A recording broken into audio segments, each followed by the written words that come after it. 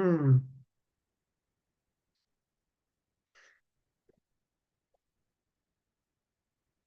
All right, welcome on to this Q&A again. I want to welcome on to this Q&A. There's a question that came in, I guess a final question. See if it's actually a final question, but we'll see. We'll see where it goes. The final question about um, about the end of days. Now, what was the question? Question was, um, again, remember, there's a difference between the war of Gog and Magog and the destruction of the world, right? At some point before the year 6000, right, for sure the Messiah has to come. And after that, eventually the world going to get destroyed by the year 6000. And then it'll be 1,000 years, the Gemara says. Sounds like people will be, I don't know, floating around with wings. I don't know exactly what. Then you have 1,000 years, and then you have the world rebuilt. It's going to be resurrection of the dead. Whoever merits, whoever merits to get up gets up, right? Whoever doesn't. So two different time periods, right? Essentially, you got coming the Messiah at the end of days, right? Sorry, the coming the Messiah at the end of the world. So someone asked, by the end of the world, it's possibly that there'll be so many Chinese people that if you have the oceans rise, displacing so many, the war of Gog or Magog, they'd be able to conquer the world. That's an interesting theory.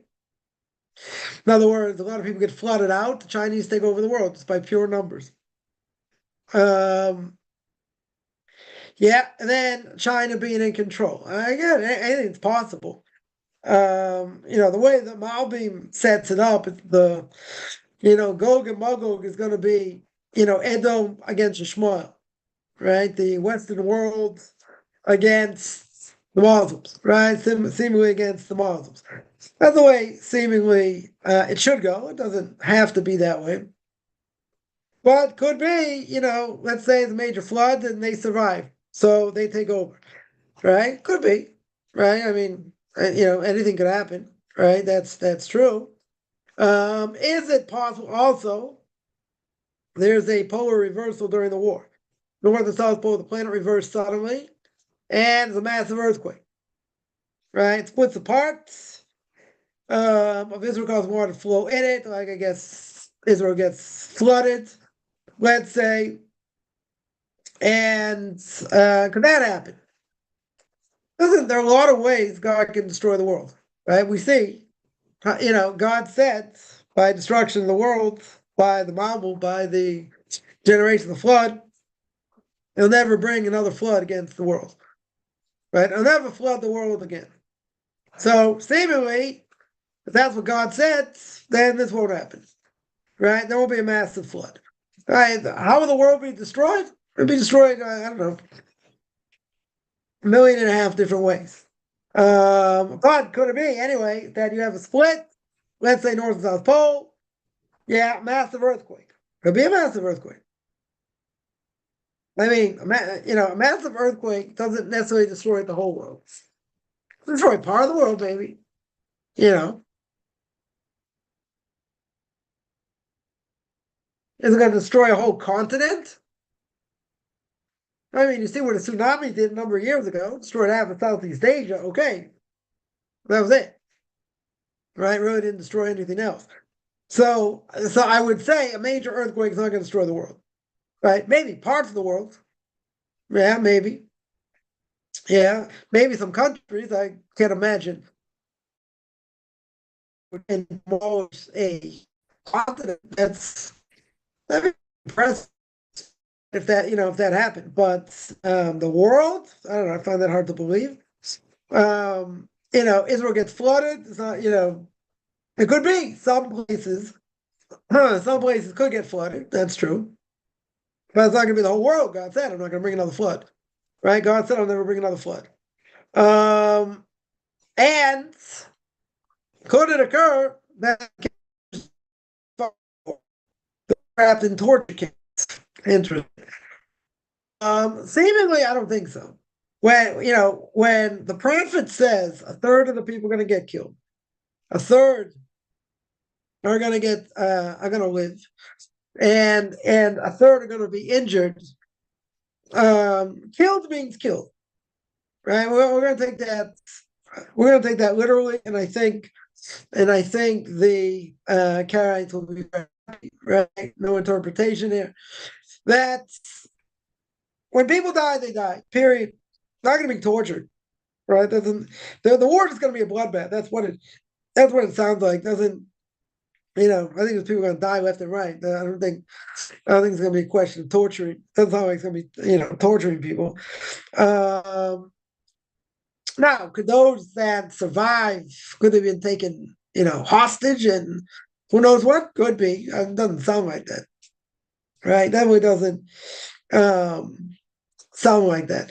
But I would say someone here says first by water, second by nuclear or fire. Again, the whole world will not get destroyed according to what God says. By water. The same will never bring another flood. Now, I mentioned the students of the Vilna Gaon more than 300 years ago said in the name of the Vilna Gaon, Rabbi Elijah Vilna, blessed memory, that if there's going to be a war of Gog and Magog, some say that World War I, World War II took care of that. Right? It's really going to be a spiritual war. A spiritual war, not a not a physical war. Now that's also, I probably find it a little bit hard to believe also, just for the sole reason that we are going through tremendous spiritual war. I don't think there's any question to see what's going on the last 4 years. What's going on, gender issues. But true, there was a major bloodbath, by World War II, millions and millions of people killed. Right. That's definitely true. But as the prophets say, that final war is going to make, the miracles, in Egypt like nothing. So, it's anybody's guess. Anybody's guess, both. Sorry, forgot to mention that they said the name of the Vilna Gaon, or bless the memory, the student said that if there's going to be a war, that the Vilna Gaon said it's going to take 12 minutes. Now, 12 minutes, you're talking 300 years ago, 350 years ago. So no airplanes, no missiles, no nuclear, no nothing. Right? So it could be that's exactly what the Vilna Gaon was alluding to. But again, sounds nuclear, 12 minutes. If there's going to be a war. So someone would pin me down and say, do you think it's going to be a war? Yes. Is it only going to be a spiritual war? Hard to imagine. Part of it, there's a tremendous spiritual war. Tremendous spiritual war going on. I don't think there's any question. Right? I don't think there's any question. But I would say that, when the prophets speak in such horrific terms, of what's going to be, and the amount of just carnage it's going to be, it's going to take, prophet says it's going to take 8 months to bury everyone. So if it's nuclear, it's not going to take that much time, right? Unless, there's fallout, and then people just die, and then you have to bury them. Okay. Everyone else gets zapped, so it'll be pretty clean, right? But the prophet says it's going to take 8 months to bury people. 8 solid months, right? Think about it. Let's say each month is 30 days except for February. Yeah, 240 days just burying bodies. That's a huge number, right? Huge number. So, what do we learn from all this? It's going to be a bloodbath. That's what we learn. A lot of people are going to die. 100% a lot of people die. If a person is holding on to Torah mitzvahs, and the Gemara says, how do I save myself from the birth pains of the coming of the Messiah, right? I.e. all these things. So Gemara says, "B'oisek in Torah and Chesed." Right? Occupy yourself with learning Torah and doing acts of loving kindness. So I asked one Torah giant of the generation, Rabbi Yaakov Fisher, blessed memory. I asked him, I asked him this question: what's going to save us, in the end of days? Right? The birth pains of the Messiah. What's going to save us? So he said, the Gemara says, Gemara in Sanhedrin, and Sanhedrin says, Torah and Chesed. Right? Torah, learning Torah, and doing acts of loving kindness. So I asked further. I wouldn't, recommend doing this, but you want answers, you gotta ask the question. I said, and I said, is there anything else? So he screamed at me. He's like, what do you think? I know more than the Gemara? I think I know more than the rabbis? That's it. Torah, Chesed. That's it. So if a person is striving, they're working hard, right? They're trying to go on the right path. So they should be saved, right? Whether they convert, they don't convert, doesn't matter, right? If they're going in the right path, doing what they need to do, right? They should survive. Guarantee? Nothing guaranteed, right? Only thing guaranteed in this world is death and taxes, not necessarily in that order. But that should happen. Because the person can say, well, maybe I didn't repent enough, maybe I didn't learn enough, maybe, I did other things, I'm not going to be saved. If a person's going in the right path, they should be saved, right? Yaakov Avinu, God promises him, he's going to protect him, right? When he goes to Esav. So Yaakov asked a second time. Commentators ask, why did he ask twice? If God said he's going to protect him, then he doesn't need to ask twice. So why did he ask a second time? Because he's worried if I do something wrong, then I'm going to cause sin. And if I sin, I don't have that divine protection. Right? So that's what we have to worry about. We could be paranoid. There, plenty of people out there, paranoid. I sinned, I did this. How do I know if I fully repented? Right? We know. A person can always say, I didn't do the best I could have. Right? I skimmed here, I skimmed there. Okay. Right? God reveals the truth. Do I have to make myself paranoid? You won't get out of bed. We got to do to the best of our ability. But you say, I may never do the best of my ability. I may always fall short. Well, see, God's not this big ogre who's going to say, listen, I know you tried. Your inclination overcame you. You didn't get the message, so I should zap you. But why would he do that? He's got mercy. You're going in the right direction. If a person's going in the right direction, the bottom line should be, you're not going to get slammed, right? At that point, you're not going to get slammed. You're going to say someone else is, eating shrimp and pork and all these other things, married to a non-Jew. They got a prayer, they got a chance, they don't have a chance unless they repent. Unless there's true repentance. But we can always say, maybe I didn't do this enough. Maybe I didn't do that enough. And what's the cause of that? Moreinu v'Rabbeinu the Yetzer Hara. That is what the Yetzer Hara wants. Exactly what the evil inclination wants. The evil inclination wants you to second guess. The evil inclination wants you to doubt. The evil inclination wants to say you're not good enough. You'll never be good enough. No one will ever accept you. That's what the evil inclination wants, to beat you down and make you feel like a piece of dirt. We should feel like a piece of dirt in some ways, right? Because essentially, we don't reach our potential. Essentially, as the Choshen says, we do a tenth, a third, a quarter, not even, of what we're supposed to do and how to serve God. But really, we shouldn't have a chance either, if not for the fact that God has mercy. If God would not have mercy, we'd all be toast. We'd all be toast. If a person wants to see really 100%, where they're holding, and what the scorecard is. Okay, be honest. Be honest. That is, take a self-accounting. Take a self-accounting of that day. How did you learn? How did you interact with others? How did you pray? You have an obligation to pray. How are your interactions with man, between you and man? How are your interactions, with God? Right? Be honest. Right? And be honest. So, think of ourselves today. And God can help you enough. Or he got his mind. He got his bad. Isn't that very depressing? Because we really like this process. We were an honest look at what we've done. Honest look. I'm not saying like crannies and you missed this a little bit.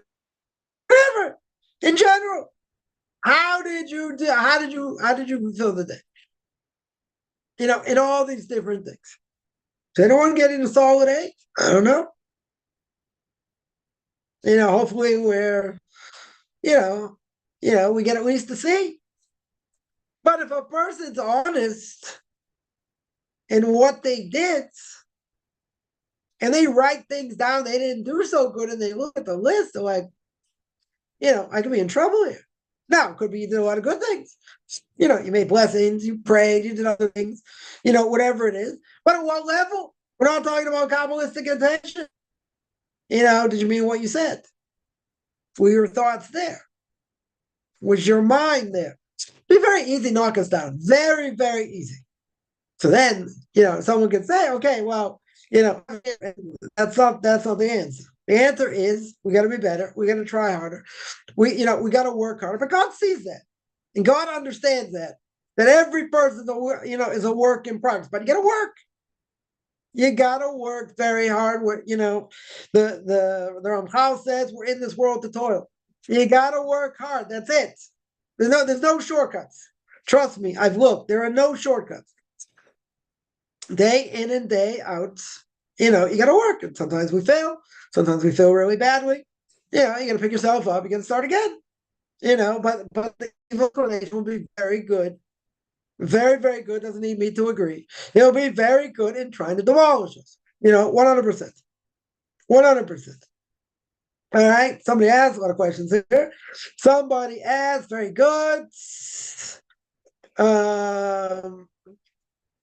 Someone says, how can you be sure there's an afterlife? How can I be sure? So let me ask you. I would recommend you read the introduction to the Ramchal's book, The Path of the Just. The Ramchal says there, you see a lot of strife in the world. You see people die young. You see people you're born deformed, mentally challenged. Now, does that make sense? Does that make sense of this world? In other words, if someone comes into this world, you can say, well, it's their bad luck. Their bad luck how they were born. Very good. It's their bad luck. Now, why are some people born rich? Why are some people born in messed up families? Why are they born, you fill in the blank. So it must be, says the Ramchal, by logic. Right? Pure logic, it doesn't make sense. This world is the ultimate. Does not make sense logically. Why not? What's the reason? Because there's a lot of strife in this world. People suffer, right? People die young. People get shot at. People live in horrific lives. Yeah. So by definition, it's either going to tell me it's all chance, it's all random. Nothing happens with any meaning, right? That's a possibility. That 100%. That 100% is a possibility. But if you look at the world, proves in the gate of reflection beyond the shadow of a doubt. He proves over there, there's no question we're living in there's a designer of the world. There's a world of design. Very good. Now, not everyone agree with that. You got atheists, you got agnostics, out there. But he makes clear. You see the human eye, you see the human body, you see the constellations, you see nature, right? So it can't be random, right? Sitting at a table, no one can see. It wasn't made by itself. It wasn't made by itself. You can say, oh, it's a Big Bang.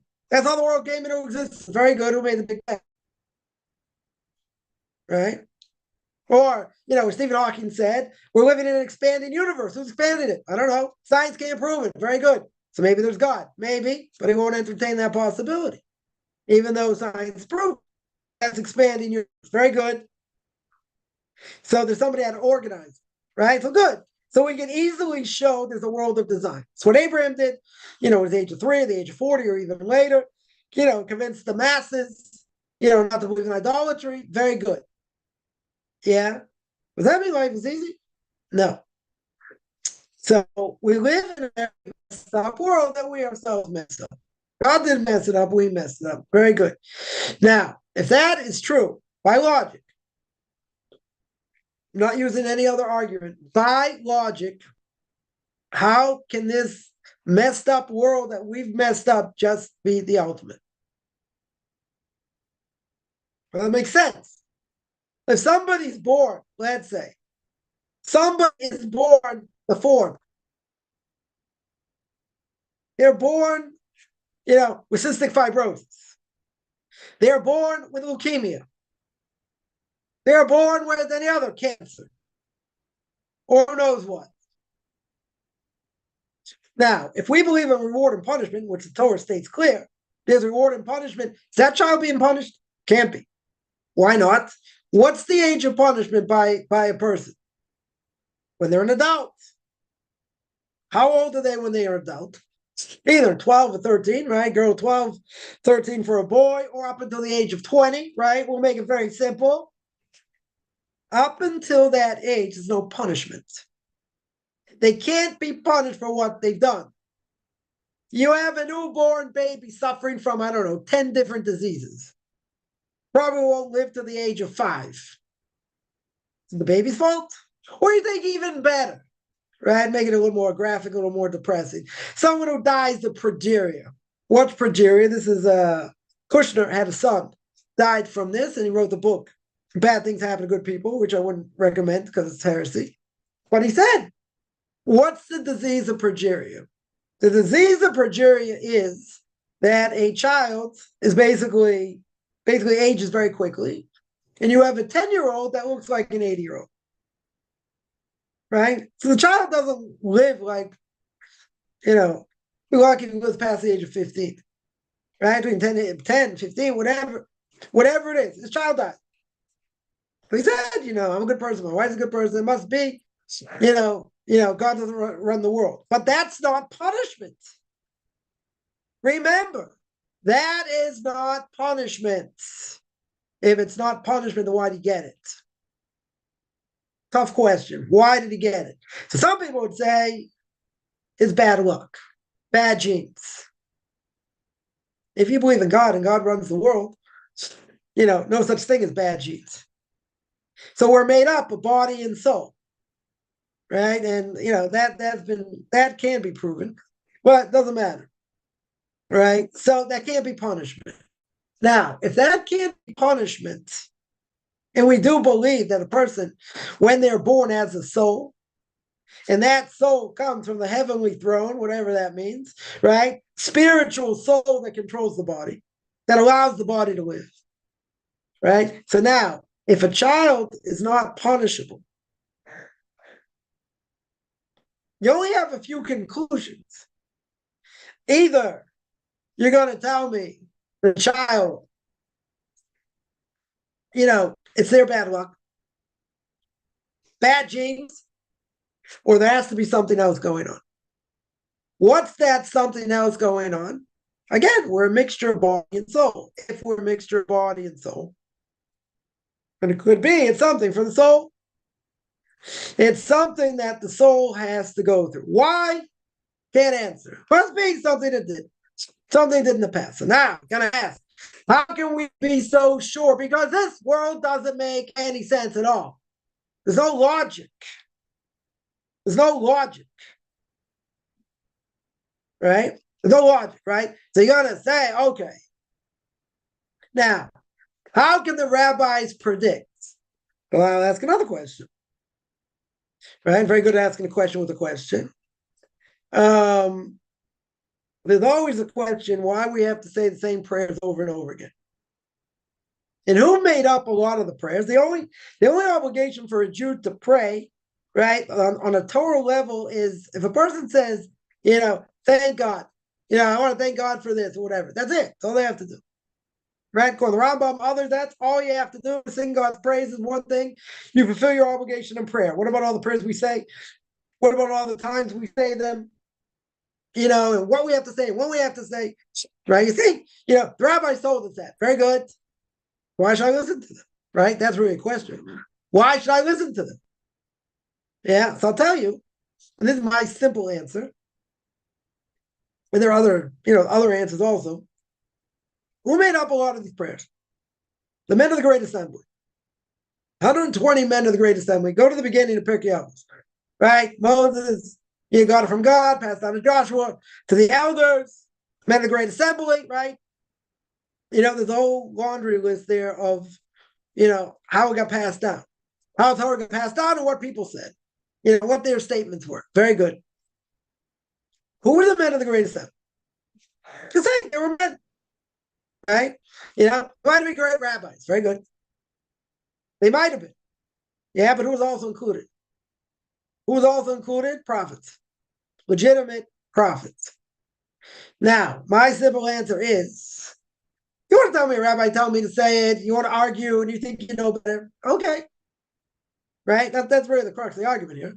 Right? But if they're mixed in with prophets, now, legitimate prophets from God, that no one denies they're prophets.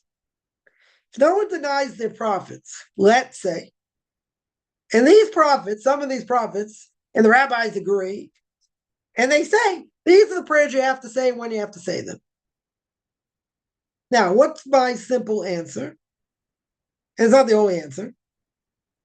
My simple answer is that if a prophet tells you to do something, you better darn well do it.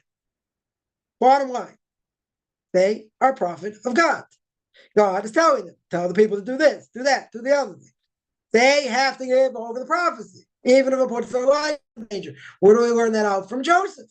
Why does he tell the dreams? He knows they're going to hate him more. Prophecy. He's got to give over the prophecy. So now you want to tell me, how do we know what the rabbis predict? We see what they've said. See, if you learned enough Torah, you would understand that they made a lot of predictions. And guess what? A lot of the predictions have come true. A lot of things they said have come true.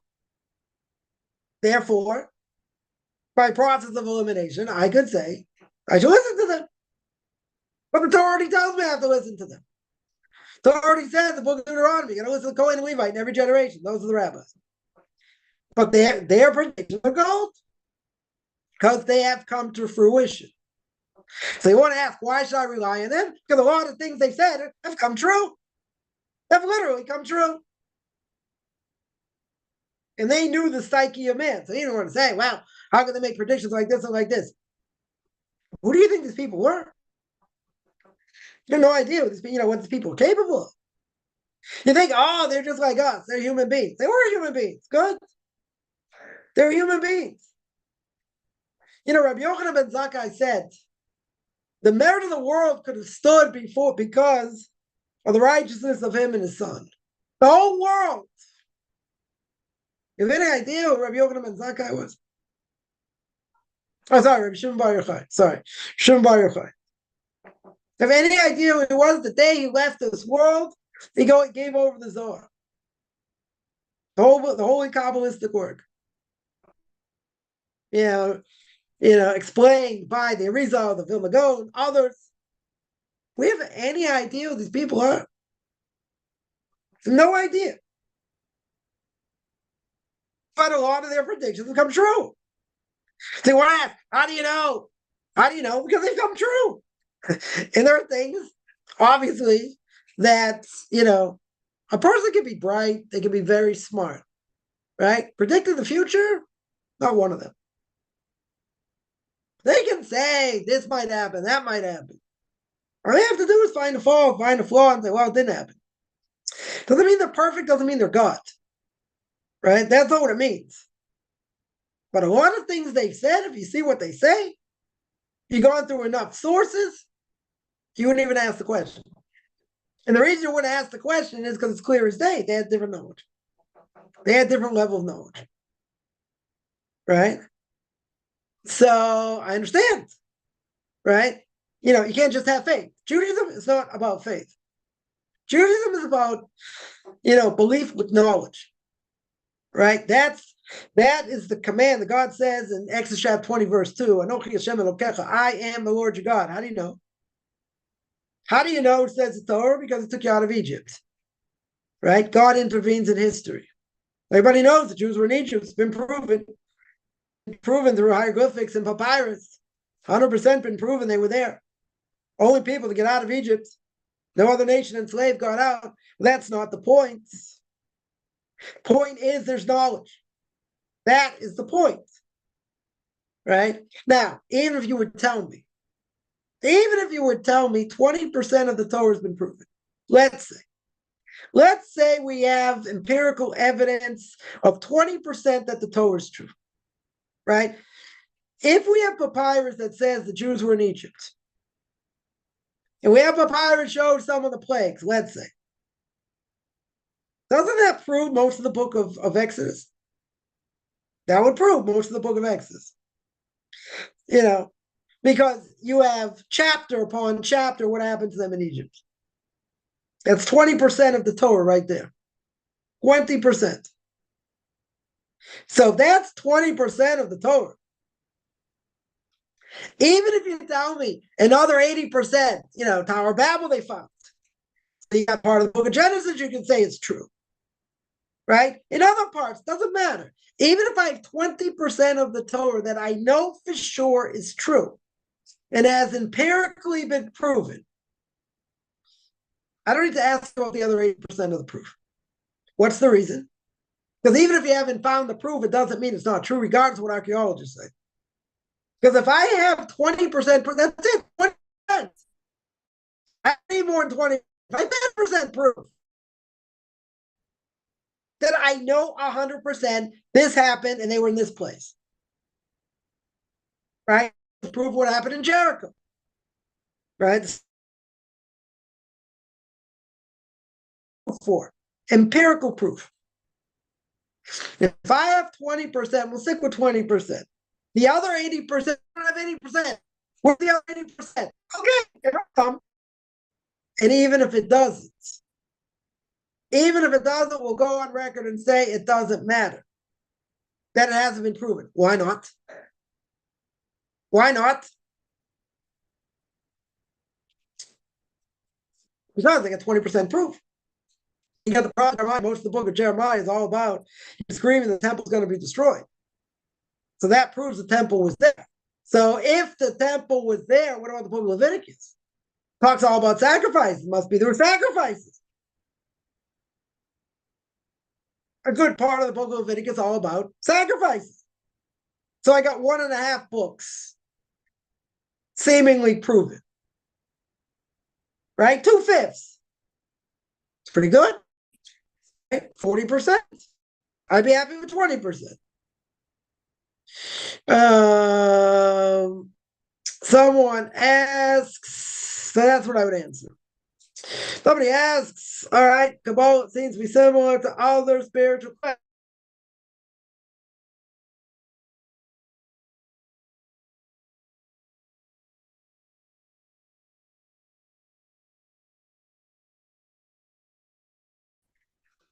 Someone contacted me, I don't even know what this means.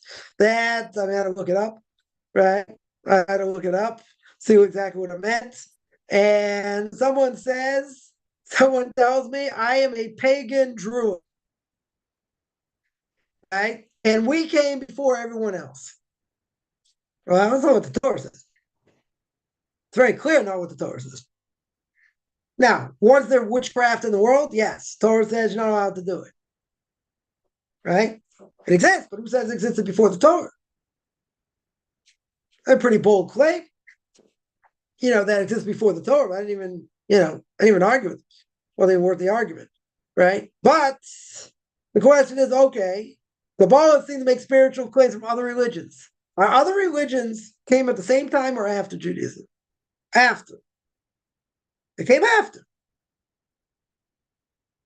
So you got to tell me it's similar. Very good. You got the story of the flood, right? You got the story of the flood, a Mesopotamian story of Gilgamesh. I also have a story of the flood, Babylonian story of the flood. Yeah. Yeah. So claim we base what we did on them. Highly unlikely. But if there were similar things, right, it doesn't mean that, the Torah copied it from someone else. And even if even if they're similar, right? Reincarnation, by the way, is a Jewish concept. Very much stinks in Kabbalah, but it's a Jewish concept. So you say other so-called religions also talk about it. Very good. Very good. So what? So it's similar. I don't care about that. Because we you got to remember one thing. If you find a flaw, any flaw in other so-called religion, anything that's wrong and it's been proven wrong, then what do I care what they say? Christianity, we know there are a lot of flaws. Islam, we know there are a lot of flaws. Hinduism, Buddhism, a lot of flaws. A lot of flaws. I found one flaw in the Torah, something's not right, I have to keep it. None of it. None of it. So if I know these other so-called religions are wrong, and they bring up things that are similar to Torah, I don't care. They're wrong. Right? It's not my job to prove why they're wrong. I could, but that's not the point. Because obviously we believe we're right. Very good. So even if it's similar, so what? But where do you think they got it from? Those other generations, came later. They came later. Kind of ironic, Islam makes all these claims. They weren't around for 1,000 years, 1,300 years. We're here first. People can make whatever claim they want. We were here first. They make the claim. Some of them make the claim. The land of Israel is ours. Yeah, that belongs to them. What do you think they built a mosque on? Their mosque, what was it built on? It's not built on nothing. Anyone that been to Israel, it's built on something. You know what it's built on? The Western Wall. It's got a foundation. It wasn't built there itself.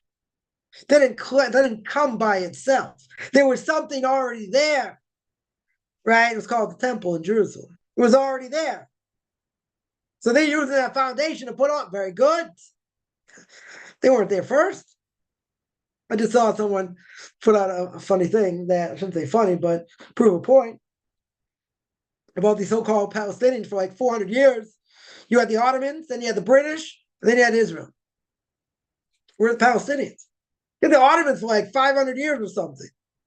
After the Ottomans, the British took over. After the British, Israel got the state. So we're the Palestinians. They were part of the Ottomans, part of the British. They don't look like they were anywhere. Yeah. So even if, listen, there's a little bit of truth in everything. Could be. So even if they take some of our ideas, some of our good ideas most people don't know about, right? And they bastardize them and they, do all kinds of different things with it, to us, it doesn't matter. Right? Because we were here first. So who's making the claim? But I would say also, authenticity is important. What's the only claim never been duplicated? You got the claim of Gilgamesh, right? The claim of the flood. That's been duplicated. You have other things seemingly been duplicated. What's the one event in history never been duplicated by 80,000 different religions? Give me the Torah, Mount Sinai. No one has ever made such a claim, and no one will, because it has to be proven generation, right? They have no claim. Someone's told me, I had these Mormons come to my house, biggest group of Mormons outside of Salt Lake City. Happens to be in Santiago, Chile, and I was in Chile, so I was like, I don't know how they got there exactly. Doesn't matter. So anyway, they asked me, different things, and I answered it. They didn't have answers. They went on to something else, like a missionary does. And they came to me and they said, well, don't you believe the story? John Smith, 200 years, found this Book of Mormon in a cave. I said, did you ever read it? Exodus chapter 19, 18, 19, Jewish people come to Mount Sinai. 600,000 men between the ages of 20 and 60, not including women and children. About 3 million people, give or take. 2 to 3 million people. Like, wow, what a story. I go, makes you 200 years. I'm like, nothing, doesn't it? And he found it in the cave. This was passed down generation that everybody knows. because their father heard it, their grandfather heard it. Can't say they didn't hear it; they were there. A great grandchild would say, what happened to Mount Sinai? Grandpa says, I wasn't there, but my father was there. My grandfather was there. That's what got passed down orally.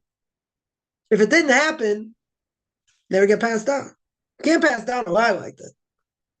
Then someone's going to ask, how do you know what to say? Okay, it's not a big game of telephone. There are different ways to prove it. That's not the point. But no one's ever made such a claim. Any other so-called religion, someone comes on the scene, whatever happened beforehand doesn't matter. They do certain miracles in front of a few people, maybe a bunch of drunks. That's it. Muhammad's flight from Mecca to Medina, how many people were there? A handful at best. All JC's miracles, how many people were there? Hundreds, thousands? No. Find hardly anybody there. This is the only claim no one ever makes. The interesting thing, no one ever makes such a claim. Why not? Because you'll never duplicate it. How are you going to convince an entire nation? Right? All these religions are flawed in one basic way. I mean, there are many ways, but one basic way. There's no proof. No proof. It's one person's statement and everything. Yeah, I did it. Is anybody there? There, fact checking. How many people were there? By the way, Muhammad, how many people were there when you had this, amazing flights from Mecca to Medina? How many? Tell me, how many people? Where are the witnesses? Where are the eyewitnesses? The entire Jewish nation. It's huge proof. Now, we're at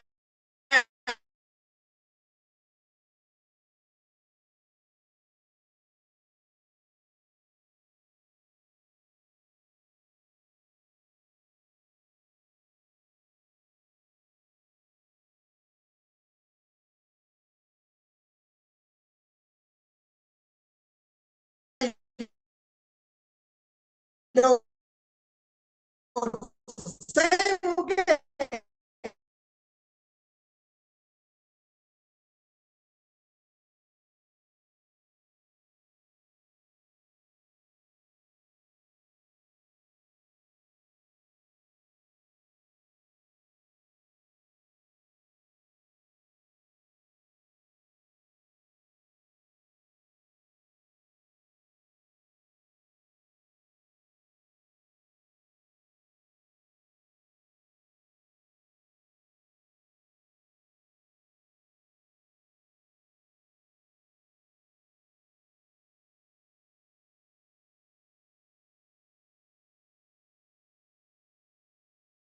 It's different issue. But it can also be shown.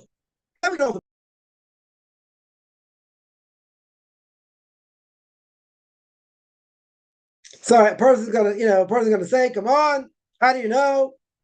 How do you know the Torah is true? Right? Never been proven. Right? You'll tell me it's never been proven, different things, whatever it may be. Whatever it may be. We have proof. We definitely have proof. So it really doesn't matter, right? It really doesn't matter how the end of days is going to happen. Because to predict it, nobody knows. There are a lot of predictions.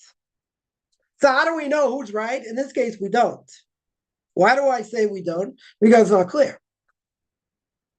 It's not clear. If someone were to ask me personally, what do I think is going to happen?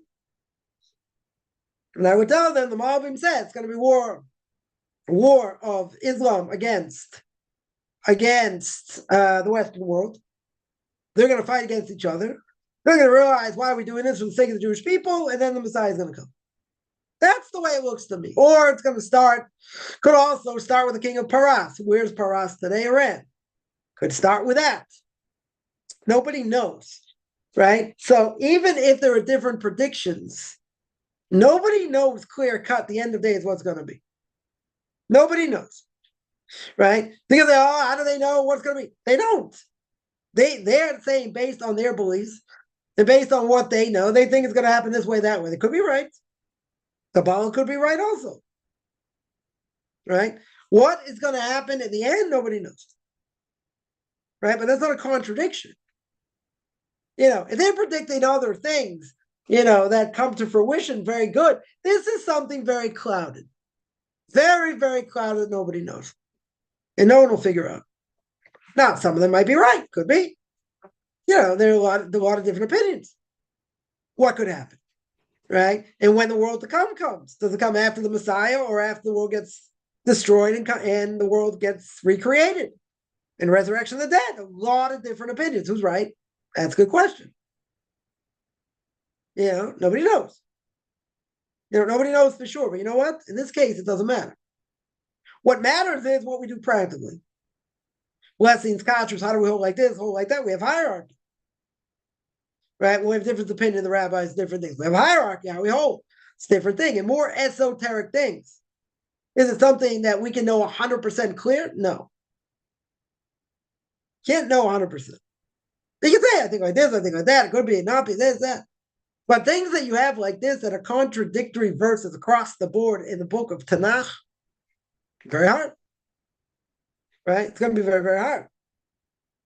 Right? Someone asks, all right, I'm experiencing religious culture shock. Yeah, that makes sense. I mean, being shocked just the way I speak, that's a different issue. Right? Leaving Christianity, reincarnation drilled into me is demonic teaching. Okay, so you need to be retaught. Everything you learned is wrong. So, you got to start from scratch. That's, kind of a humbling experience. It happens.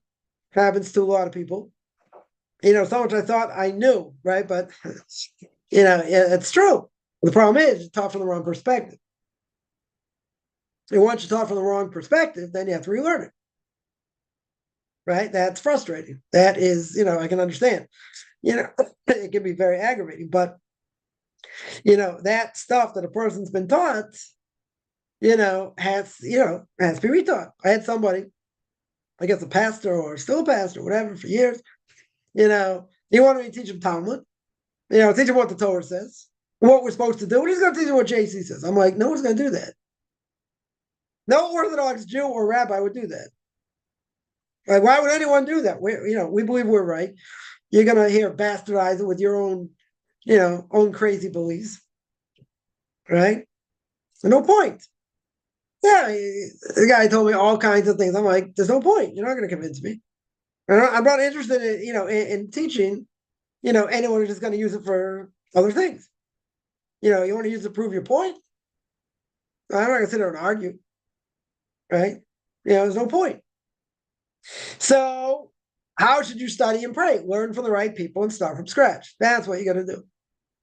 You got to relearn everything how you're supposed to pray. You have to relearn what the Torah says, right? Get a proper translation, the 5 books of Moses of the Torah, and go through it properly. Read it and see what the commentary says. If you don't see what the commentary says, you won't understand anything, right? From our perspective, right? And I've heard this many times. People said, oh, but I learned like this and like this. That's wrong. How do you know it's wrong? That's not what the commentaries say. And we believe the commentaries are right, not JC, and not anything else. It could be some things. Maybe they got right a little bit. Could be. You just got to go back and whatever you learned, you got to relearn it, right? It's a humbling experience. You got to take it step by step. First step is go through the Chumash properly, right? Go through the Torah properly. Read the Torah portion of the week every week. Go through Rashi, go through Rashi's commentary, read it, right, and see what he says, and see what's going on in the verses. You'd be very surprised. You read.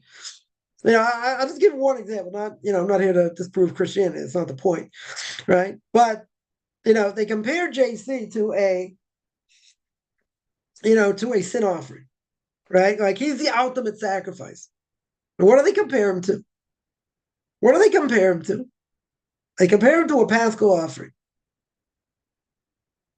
Anyone have any issue with the Paschal offering? I'll tell you what the issue is. The Paschal offering has nothing to do with sin. It has zero to do with sin. So in the book of Leviticus, or even the book of Exodus, where it talks about the Paschal offering, right? It talks about it in a number of places, right? When you go through it in the book of Exodus, the book of Leviticus, you're going to say, oh, this is what JC represents. But you're going to look at it and say, no, it doesn't. If you see what the Torah says and what it's about, it has nothing to do with it. has, that should jar out at a person coming out, no, learning, studying Christianity. That is compare that. Yeah, they'll have their own answer, but that has nothing to do with sin. It's a major question. Sure thing, died for your sins, this, that. Okay, forget about human sacrifice. I'm not even going there.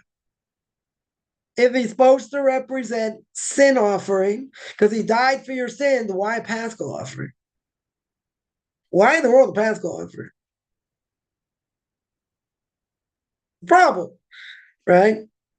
So when you go through the verses, and that's like going in the back of your mind, you could, a person can say, well, I learned it like this. And then you say, wait a minute, that's not what it means. It's not even close to what it means. Yeah, that's just one example. I give hundreds of examples, right? That's one of them. So you got to start from scratch. You got to go through the verses, see what the commentaries say, period. Once you do that, you get a different perspective. Then you got to get the other garbage out. So that takes time. That takes time. But it takes learning the right way. That's it's part of what we do here is, as I would say, we squeegee people's brains. Like one person, I'll give an example. One person once told me, I started giving class in the book of Genesis many, many years ago. I'm only holding by Leviticus chapter 18 right now. So you see, I haven't got that far. So I go verse by verse, going through, sort of what the commentaries say, and I can stay on it for weeks. Some verses, whatever it is. So someone says, "Yeah, what do I need this class for? I know the Bible from cover to cover." I said, "Really? Can I ask you a couple questions?" I said, "Sure." So I said, "You know the story of Lot and his daughters, right?" I said, "Yeah." He said, "Well, one of the children that Lot has from one of his kids is called Moab, right? Moab, from my father, right? Now, obviously not so modest. Good. What happens? Right? What happens?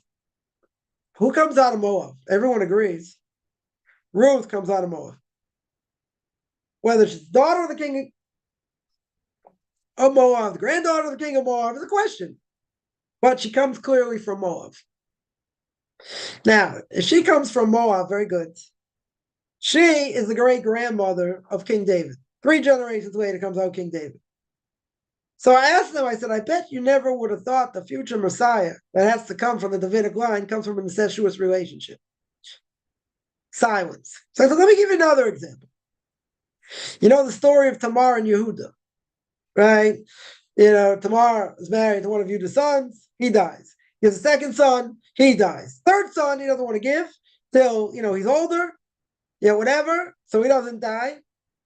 So he sends her back to her father's house. And she sees he's not sending me his son. So Yehuda's, takes his animals grazing, whatever. She dresses up as a prostitute. He's with her. She gets pregnant. He doesn't know who she is, right? He didn't know who she was. She covered herself up, whatever it was. And she has 2 children through Yehuda. So there's a whole question whether he stays with her or he doesn't stay with her, really. Shouldn't be able to stay with her because it's his daughter-in-law. It's a forbidden relationship. Whatever it is, but the Torah says kingship never leaves the tribe of Yehuda. So if kingship never leaves the tribe of Yehuda, did you ever think that kingship would come in such a way? Through his daughter-in-law dressed up as a prostitute and all that. Like, Rabbi, what's your point? So I said, I'll make a very simple point. I don't think, even if you can spit back the Bible verbatim, I don't think you really understand what's going on in all the stories and in all the verses and in all the laws. You can repeat it, okay. You can also get teach a parrot to repeat it. That doesn't mean anything. Doesn't mean they know anything, right? So I said, if you go through it and you don't have the proper commentaries, you don't look at it with a proper perspective, what's going to happen? You won't understand it. It'll be skewed. So I said, doesn't mean you have to come to my classes, right? I'm not saying you have to come. You want to listen to it, good. You don't want to listen to it, also good. But don't think you might, don't think you know the Bible as well you think. That was my point, right? That was my point. Somebody asks, if we are struggling, we're not supposed to journal about somewhere. Someone suggested it's evil eye against ourselves, right? I thought I might be misunderstanding. Can I explain this? Yeah, there are times I've spoken about it over the last, 8, 9, 10 weeks, about the evil eye and what the evil eye can cause. cause the person to be jealous, and then their file gets opened, even if they were, let's say, building an extension on their house and someone else couldn't build and they feel bad, so God opens the file. Why is he making the person feel bad? Is he guilty? Is he not guilty? Right?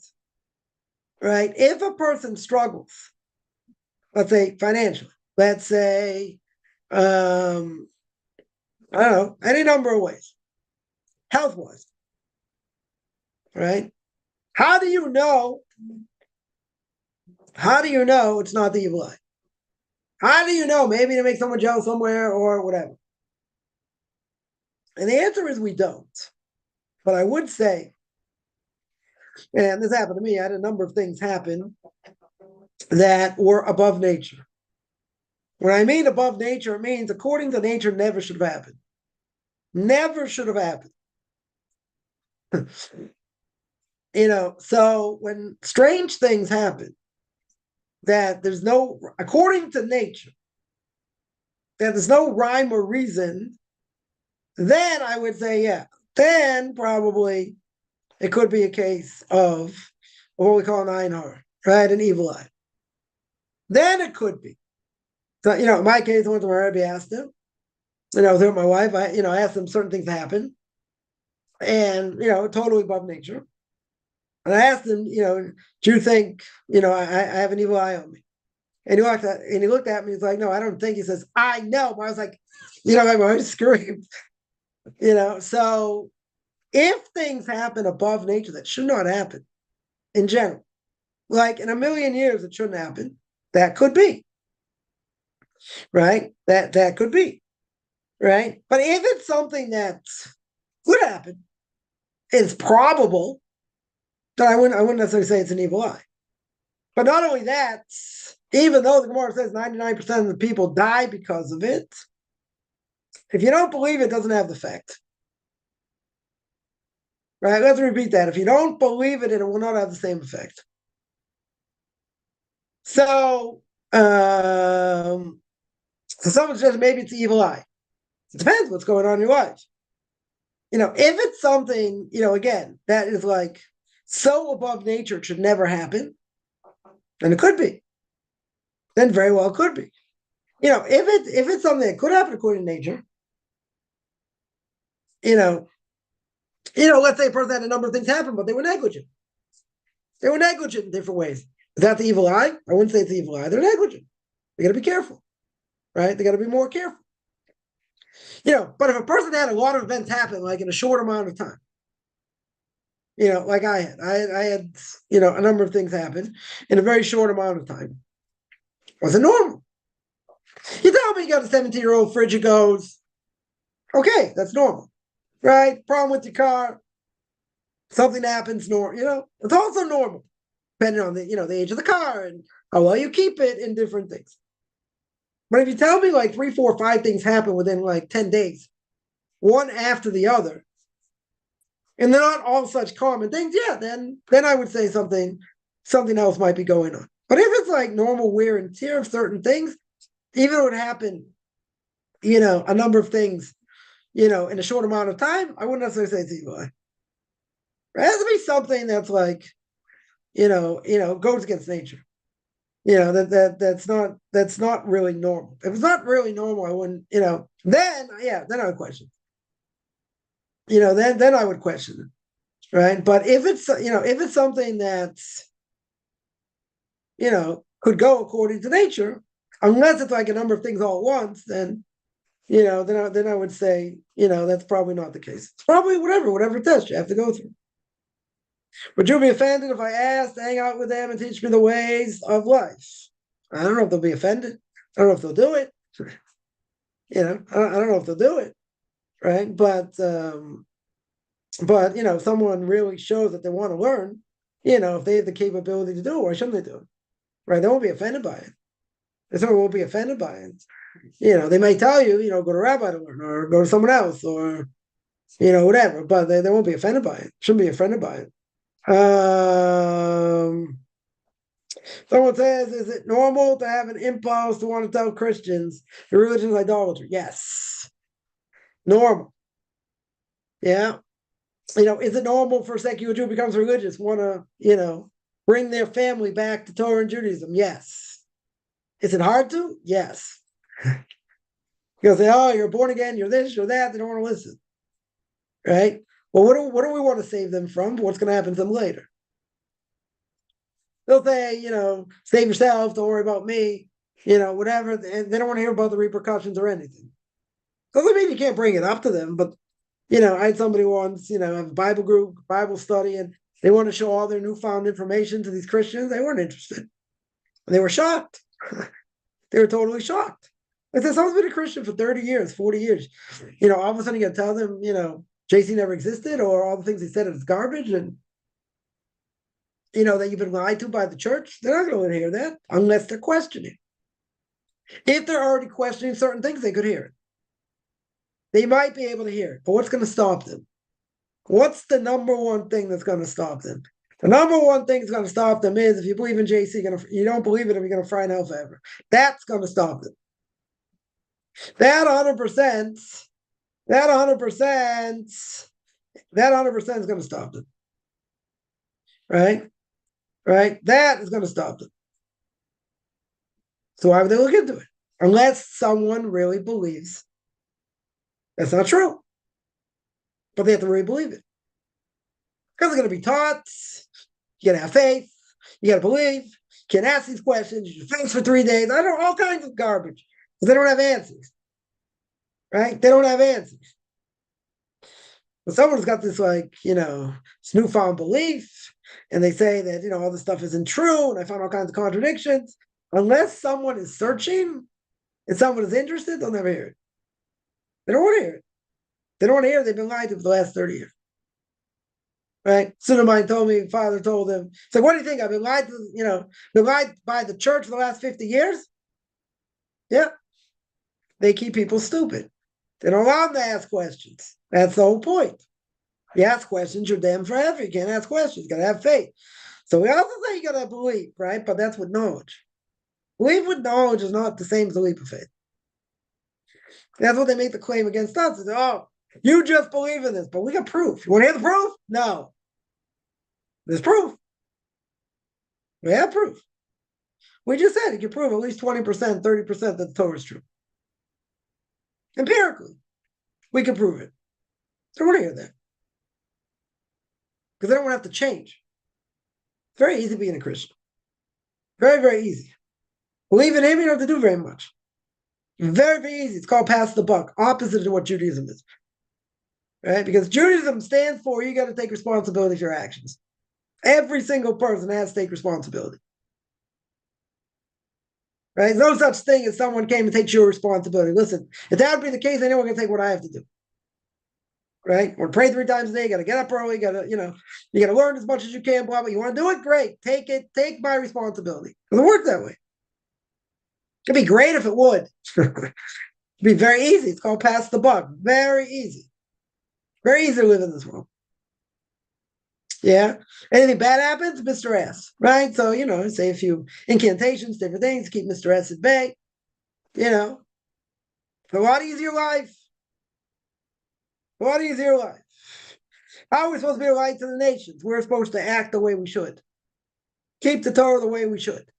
So somebody will say, thank God his Rabbi taught him Torah. Thank God his parents taught him Torah. Being a light means keeping what the Torah says. Being exemplary in Torah. Yeah. Yeah. Someone's out there dressed as an Orthodox Jew and they see they're polite, they're kind, they have manners. The huge thing. You got to live it. That's how people see it when you live it the right way. If you don't live it the right way, then we get a bad name. Right? Then collectively we get a bad name. What about scripture that told the prophet to warn the people? Otherwise, blood on their hands. Yeah. They have to be warned. People have to be told the right thing to do. Jeremiah, read the whole book of Jeremiah. Most of it he's chastising Jewish people. So change, otherwise God's going to destroy the temple, which no one really believed because the temple was still standing. Right? They'll have blood on their own hands for what they've done. And it doesn't mean they killed someone. They don't have to kill someone to do that. There are other ways to get have blood on their hands besides killing someone. So, Abortion, that's a good example. Well, that's really killing someone, right? At a certain point, right? That's like spilling blood. Other things, embarrassing someone. That's a good example. Embarrassing someone in public is like killing them. Yeah, why? Because Gemara says they turn white, then they turn red. Red blood, right? Again, it's an offshoot of killing, not really killing. But Rabbi Yonah says, very interesting, if a person embarrasses someone in public, you use reports from the world to come. Not everyone agrees. Right? Now, what's the reason? What's the reason not everyone agrees? Because if you're going to tell me murder, right? It's one of the big three you have to give up your life for rather than do murder, idolatry, and immorality, right? You don't lose your portion of the world to come if you kill someone. You might get death penalty, but you don't lose your portion of the world to come. Now, if you don't lose your portion of the world to come, according to many, then if you embarrass someone, and that's not really killing. I mean, anyone that's ever been embarrassed in public, yeah, it feels like they've been slaughtered, but it's not being killed, literally, even though it feels like that. So Rabbi Yonah says you're gonna lose your portion of the world to come if you embarrass someone in public unless you repent. They're gonna say, "Wow, in their blood on their hands, but they didn't kill anyone. Literally, they didn't kill anyone." But he says it's such a severe sin, you could lose your portion of the world to come because it's like you killed them. It's an offshoot. That's the novelty. If the real thing, you're not going to get punished in the world to come. You still have a portion of the world to come, right? Potentially. In this case, if you didn't kill someone physically, maybe it feels like you killed them. Okay, but you didn't really kill them physically. So if you didn't kill them physically, why should you lose a portion of the world to come? Because that's how severe it is, right? It's a very severe thing. So, we have to live as exemplary Jews, bottom line. To the best of our ability, keep the Torah the way it should. That's our obligation. Now, some people give us a bad name. 100%. Some Jews give us a bad name. That's what happens. They do something wrong, makes everyone look bad. It's collective punishment. You don't hear that about any other nation because Kol Yisrael Ravim Zeh all Jews are intertwined. Right? All things are intertwined. Right? We're all intertwined. If a non-Jew in Brooklyn ever did anything wrong, right? In Italian, you're going to say, burn Italy? No more cannolis? Never. A Jew does something wrong, so even a secular Jew, all Jews get blamed. Right? That's called collective punishment because we're all considered like one group. Is it possible to break free from this world? No. No possibility. Even the most righteous person in the world lives in this world. They're not purely spiritual. Purely spiritual is in the next world. Once a person is still in the physical body, they're from this world. You could work on breaking yourself free from this world. Right? You had people that like barely ate, barely slept. All they did was, learn and say Tehillim, and however they lived, they lived. They were still part of this world. They don't really truly break free. Can only break free when you're no longer in this world. When a person's a pure soul, that's a different issue, right? But you're stuck in this world. The only way you can really break free, you won't do it 100%, is you just have to be so insular, even if a person works and whatever they do after that, like, forget about, the news, forget about other things. Your focus 100% is Torah, nothing else. But once you walk out that door, you're subjected to the world. Other people, the weather, all kinds of things. But if a person would, in theory, doesn't happen, but in theory, they're just in their own world. They know nothing from nothing about the outside world, so to speak. Yeah, but it's very few, if any, can actually do that. Even the greatest people that are steeped in Torah, their whole lives. So, you can tell me, well, they didn't know much about what's going on in the world. Other things that was the main thing, very good, right? What was important for a person to remember, like, if I'm kind of asking a blessed memory, he remembered only things that are important, like things he had to remember for Torah. Anything else, what was the name of the supermarket on the street? No idea. What's the name of this person? Like, certain things were unimportant to him. It didn't have to do with Torah, so he didn't remember. Right? That's the way to do it. right? That, but you don't do it 100%. Can't be done 100% because you're still living in this world. Someone asked, will some ever be free? No. Well, I shouldn't say no. When will it be free? When it's no longer in this world, right? When it's no longer part of the body. Let's say better. When it's no longer part of the body, it's different issues. Yeah, then it's going to get judged, and hopefully, even if it has to suffer, whatever it has to go through, still has a portion of the world to come. Then it'll be free, right? But not while it's attached to a body. Also, black person does something bad. People tend to blame all black people. Okay. Yeah, that may be true, but that's being racist. That's totally being racist. And they said about Chinese people. They said, say about Asians. You're right. A lot of times people will say all black people this. Yeah, that's racist. That's racist. But, even with blacks, even with the curse of Ham and all that, even with whatever the blacks have gone through, and the hardship or whatever, nobody with the blacks, have ever been, what do you call it? So many bad things have happened to them, the Jews.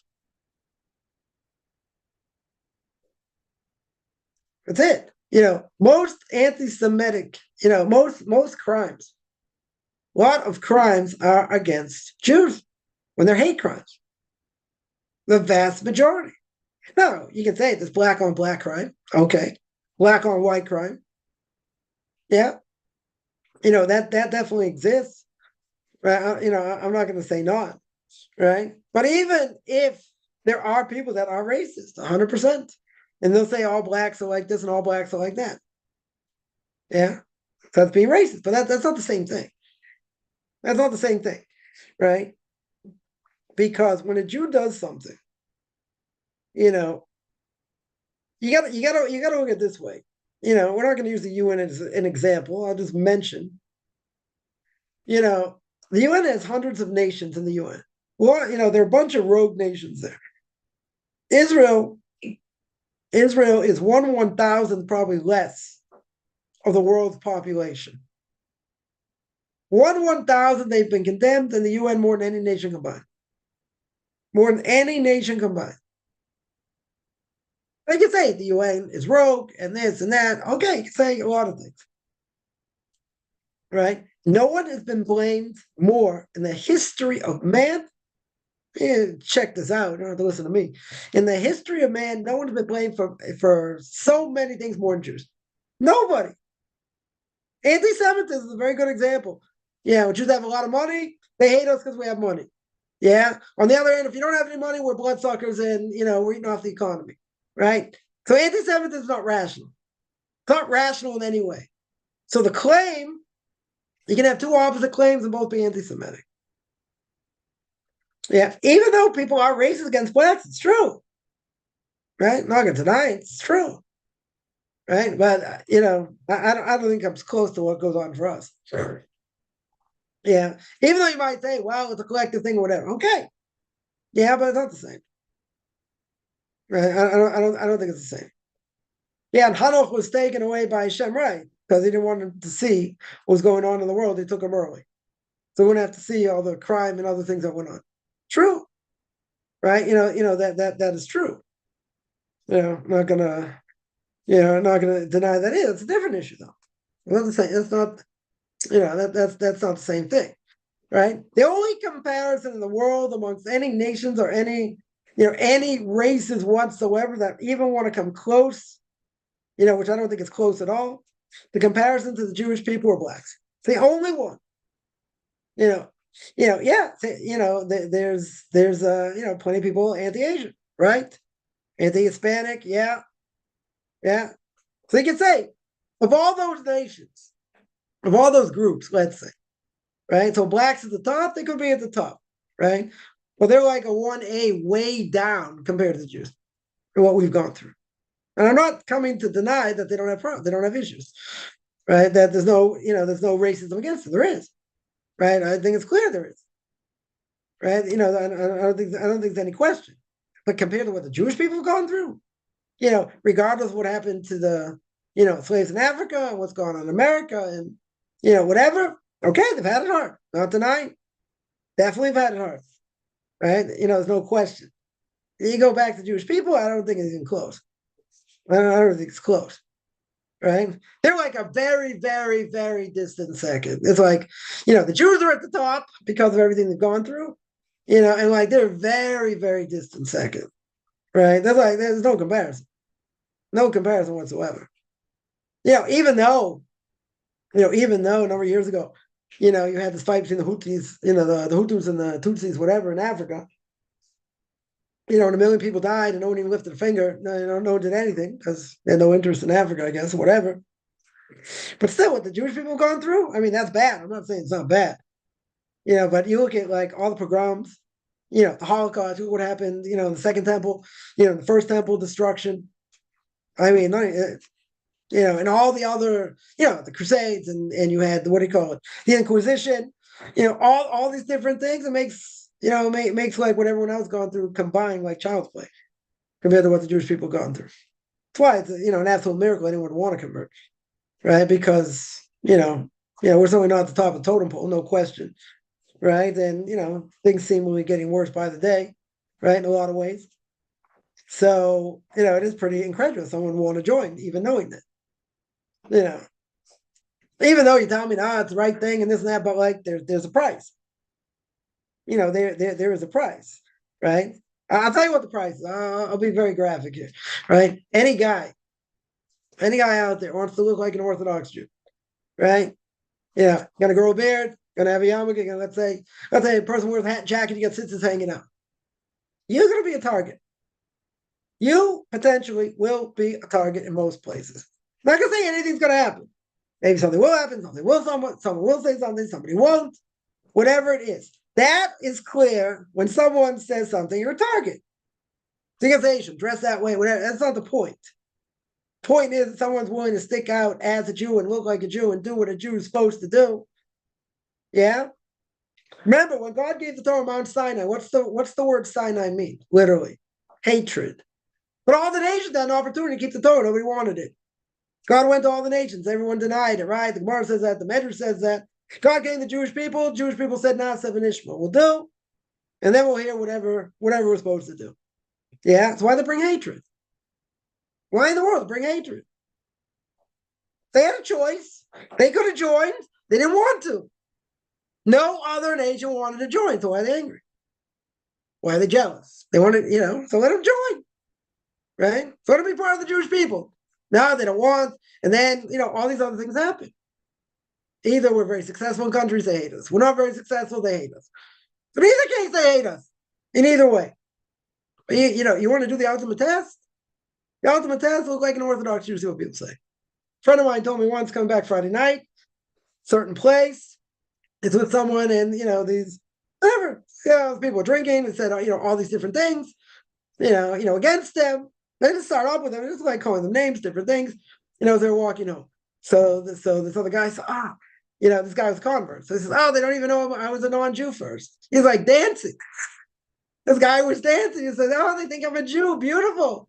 And I look like a Jew. He's like, you're not upset, what they're saying, whatever. He said, what do I care what they're saying? Let them say whatever they want. They're looking at me. It's like I'm a Jew. You're so happy.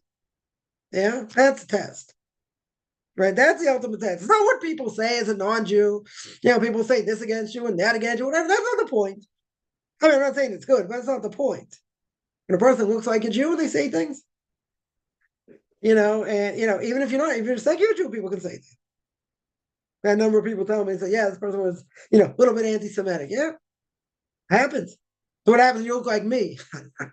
You go out in public, you look like me. So it's a problem. People get embarrassed. And someone told me, like, it's embarrassing being with you. Yeah, because people can say things. You're a target. Good. You want to be a target? I'm not saying you have to be a target. Right? That's a test. Right? That's the ultimate test. You really want it that bad? You want to look the part, you want to do the part, you take everything with it.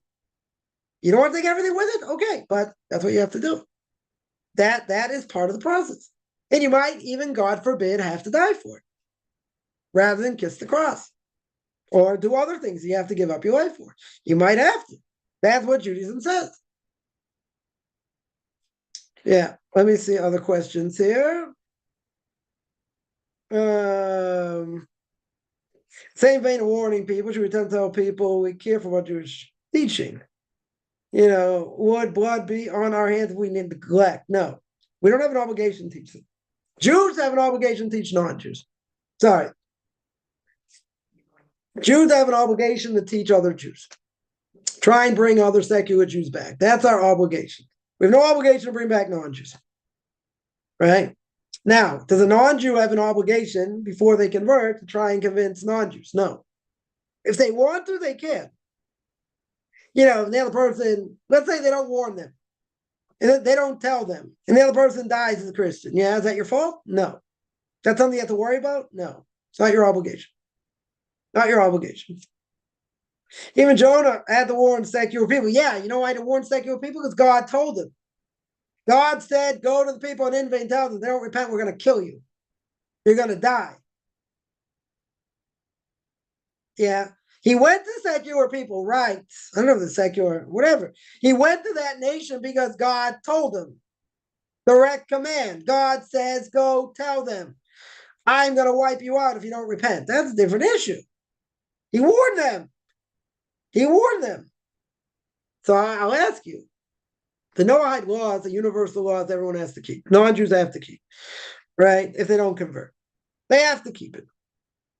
Now, if the universal law is according to the Torah, does that mean, a non-Jew or even a Jew, but I will say a non-Jew will make it easy.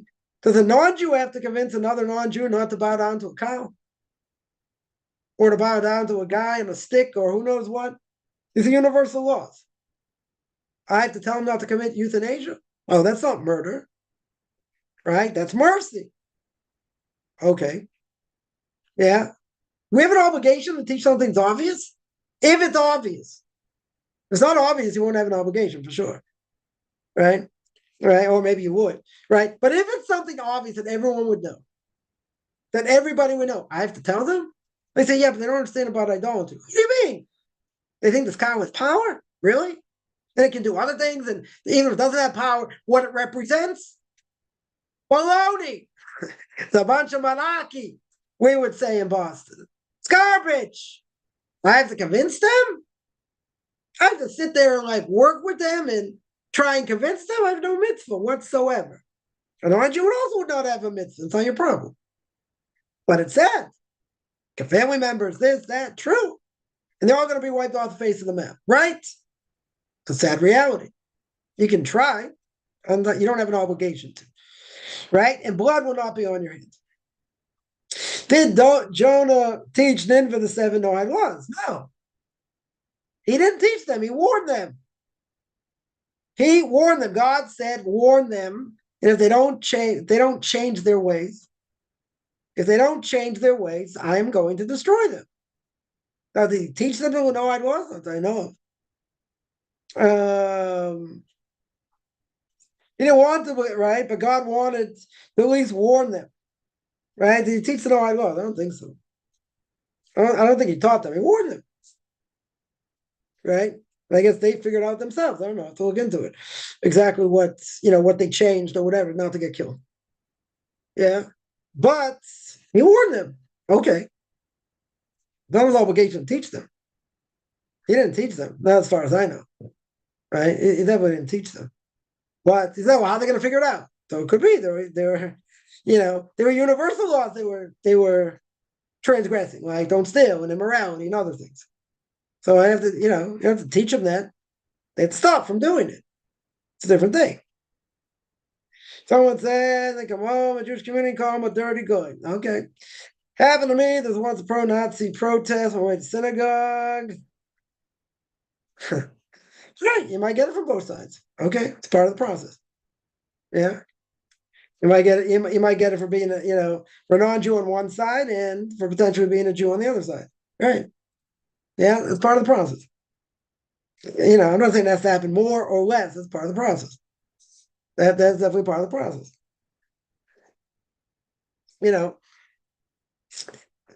Kaufman always said you're gonna have thick skin. You don't have thick skin in this process, you won't last. Family could say things like that. Friends could, ditch you because of it. Jews could say things against you. Yeah. Again, I'm not saying it's right either way, right? But you have to have thick skin. If you don't have thick skin, you won't last. I understand it's annoying and shouldn't happen, whatever, but you won't last. Person won't last in general, right? And you're worried about what people say and this and that. Like, again, I'm not justifying it, and I will not justify it when it's wrong. I'm just going to say that if it's done, it's wrong.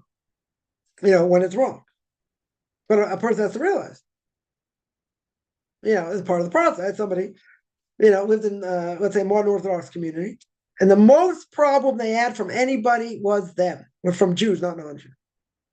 Oh, you think you're so religious? You're not even Jewish, and you're doing this and that and the other thing. It made them look bad. Okay, it's not their fault. They were keeping what they need to keep. So we gave them the biggest problem, Jews. Didn't stop them, just made them strong, and eventually they moved. They moved to a stronger community, right? That's called living in hell in this world. Yeah, but who gave them the biggest problems? It wasn't non-Jews. But they know where they're coming from. They understand where they're coming from.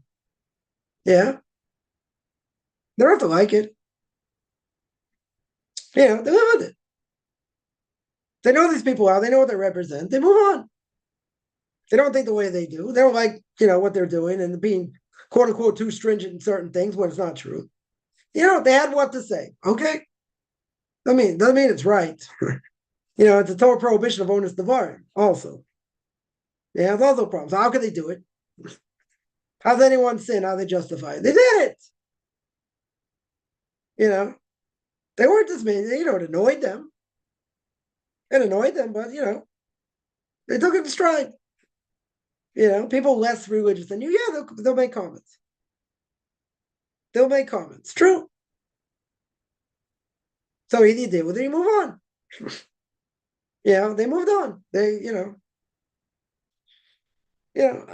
I would get text and phone calls, this person this person that, but once they understood where they're coming from and what their mentality is and what their world outlook is, they understood. They understood where these people are coming from. Now, is it annoying? Oh yeah, it's annoying.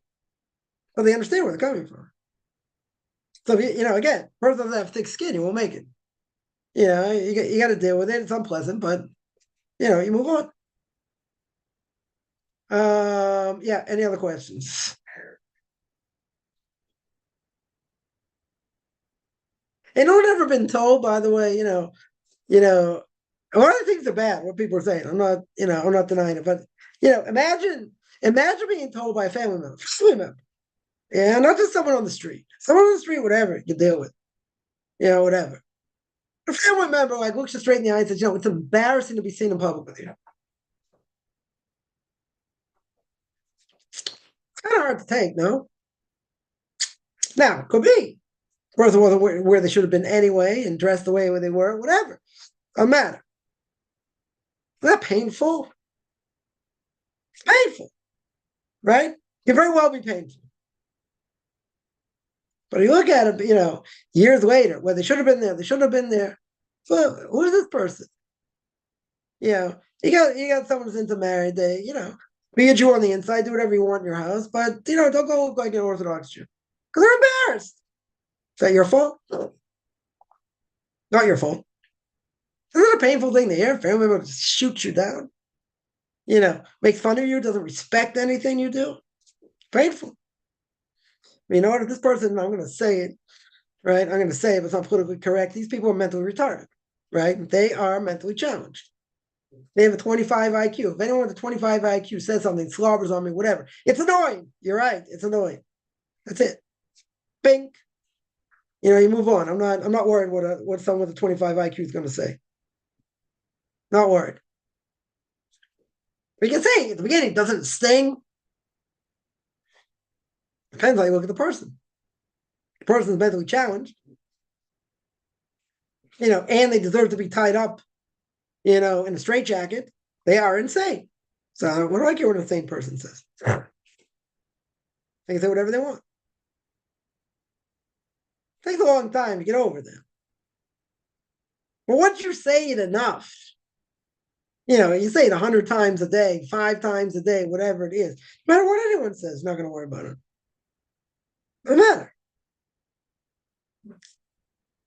right? That's the point. You can say, oh, but the rabbi said it, this and that. Okay, I'm not saying what everyone says is right. Right? Sometimes people say things to say things. Okay. But I would say at the end of the day, at the end of the day, what people say or what they do, you can't worry. Right? Sticks and stones. But I'm not gonna worry about what someone with 25 IQ says. They go, oh, you think you're very smart and you think you know. I said, I do know. I said, you want to call me on it? You want to show me a medrash I haven't seen? You want to show me a Gemara? You want to show me something? I said, I have a PhD in Judaism, pilot higher and dumper, pilot higher and deeper, or Papa has done. You're gonna argue with someone's got a PhD? People will. Stupid, but they will. First I read a Wikipedia article on physics. You gotta knock off Stephen Hawking, one of the preeminent physicians and heretic of our day. Of course you're not gonna no one do that. A million years would do that. They don't have the knowledge. But everyone's got an opinion in Judaism. What I think is just as good as what you think. Okay. But I've been studying for like 30 years, so I should really know something. I'm not bragging. It's the same. I think I have, a good solid base. I think I teach you something, if you ever wanted to learn. I don't see it that way. My opinion is just that valid in what? 3,000 years of education? 3,000 years of what rabbis passed down generation to generation? I don't think so. I don't think it's close. Right? But they'll make fun and they'll say things, they'll be obnoxious. Yeah, because they want to put you down. 100% they want to put you down to make themselves look better. Right? So it's annoying. So people like that's like talking to a brick because, okay, we can agree to disagree. You didn't even give me an argument. You didn't even give me an argument. You gave me nothing.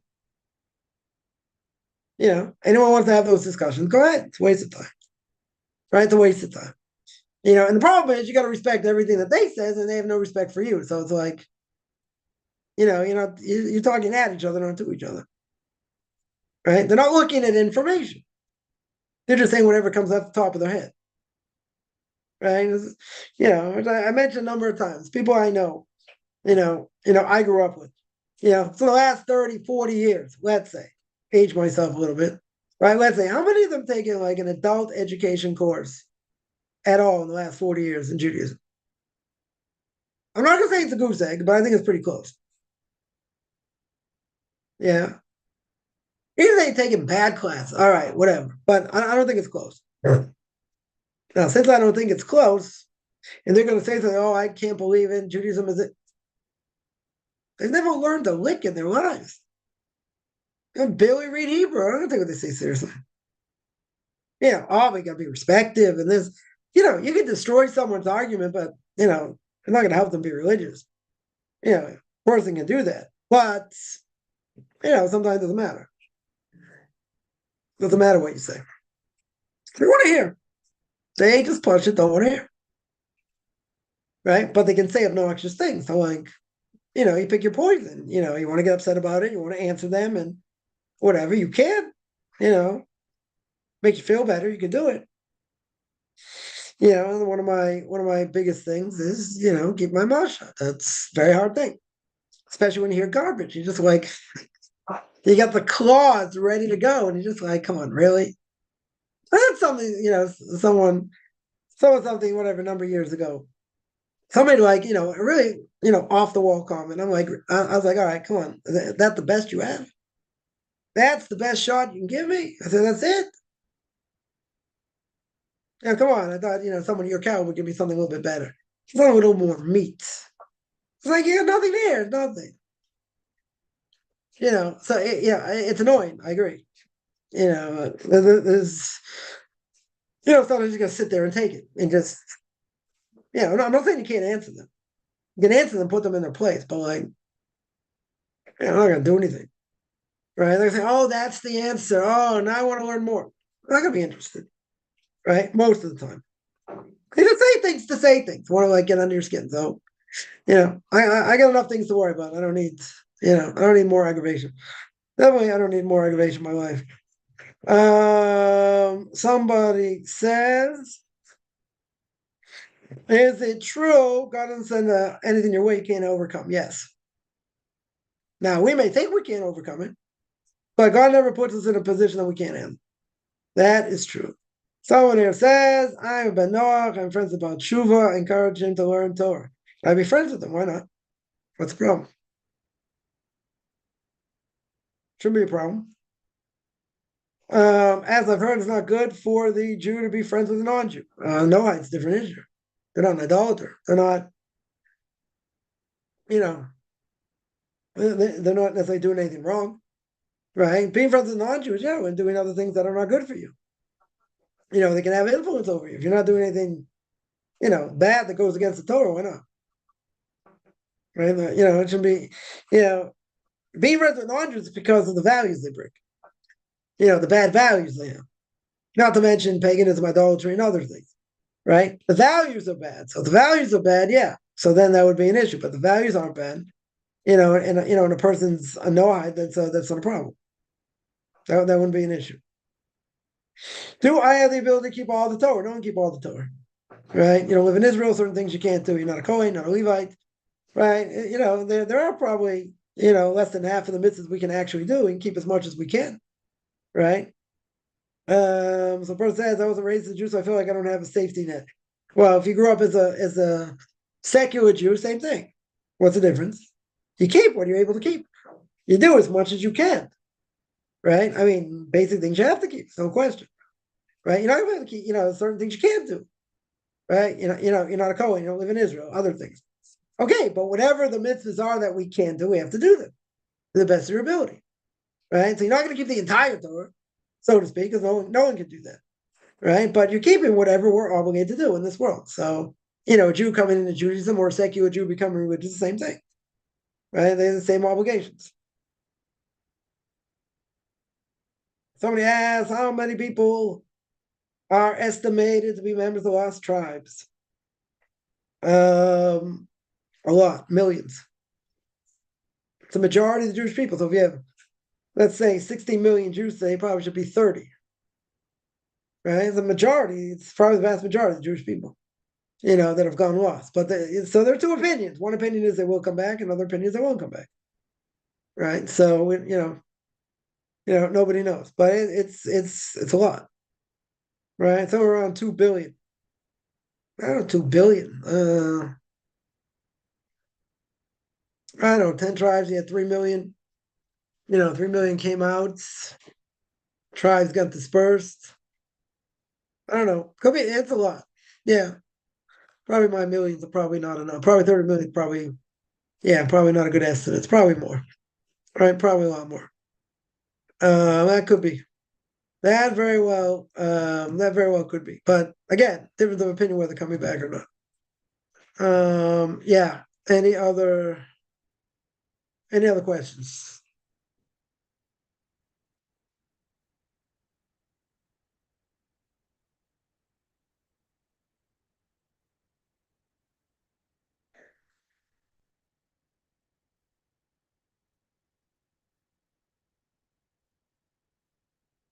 All right, I'm gonna stop here. I do this every Tuesday and Thursday. 10 o'clock Eastern time, 5 o'clock Israel time. Anyone has any questions? Find me on Facebook at Chaim Kaufman, Beyond Orthodox Conversion Judaism, orthodoxconversion.com. Beyond Orthodox Conversion Judaism on YouTube. There I got videos on Q&As, Ethics for Our Fathers, Book of Leviticus. Want to send me an email? Rabbi Chaim Kaufman at gmail.com, RBBI, CHAIM, COFFMAN at gmail.com.